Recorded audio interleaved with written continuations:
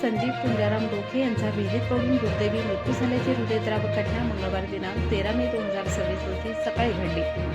मिळालेल्या माहितीनुसार संदीप डोके हे सकाळी अंदाजे 10 ते 10:30 वाजेच्या सुमारास स्वतःच्या शेतातील विहिरीजवळ काम करत होते. यावेळी अचानक तोल जाऊन ते विहिरीत पडले. घटना लक्षात येताच ग्रामस्थांनी तात्काळ मदतीसाठी धाव घेतली. या घटनेची माहिती मिळताच कोपरगाव म्युनिसिपल काउन्सिल फायर ब्रिगेडचे अग्निशमन अधिकारी भागवत धायदडक तसेच फायरमन प्रमोद सिनगर, विशाल कासार, प्रशांत शिंदे यांनी ग्रामस्थांच्या मदतीने घटनास्थळी धाव घेत बचाव कार्य सुरू केले.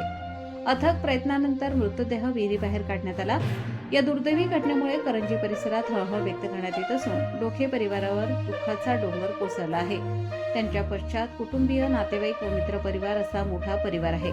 प्रबंधभूमी महाराष्ट्र न्यूजसाठी अहिल्यानगर जिल्हा प्रतिनिधी नवनाथ फुलहारे.